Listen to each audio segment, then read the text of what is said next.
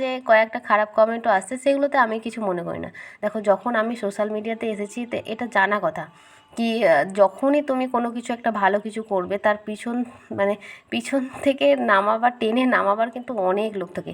তোমাকে ঠেলে তুলবার কিন্তু কেউ লোক থাকে না, কিন্তু তোমাকে টেনে নামাবার কিন্তু অনেক লোক থাকে। তার জন্য ওইগুলোকে আমি কিন্তু একদমই কেয়ার করি না, কোনো দিনই করি না, আজ বলে নয়, কোনো দিনই করি না। কারণ আমি যখন সেলাই করতাম তখন অনেকেই আমার পিছনে লেগেছিল, অনেকেই আমার নানান রকমভাবে, আমি যখন সেলাই শেখাতে লাগি বা আমি যখন সেলাই করতে লাগি, নানান রকম কাস্টমারকে উল্টোপাল্টা বলতো, ওর কাছে সেলাই করো না, এরকম অনেকেই অনেক কিছু বলতো, কিন্তু সেগুলোকে আমি কেয়ার করিনি। কারণ আমার কাজের প্রতি, আমার নিজের প্রতি কনফিডেন্ট আছে।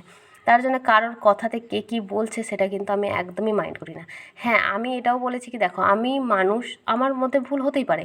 এমন নয় যে আমি ভুল কিছু করি না বা আমি ভুল করতেই পারি না, সেটা হতে পারে না। কারণ আমিও শিখছি, আমিও ভুল করতে পারি, সেটা ধরিয়ে দিতে পারো।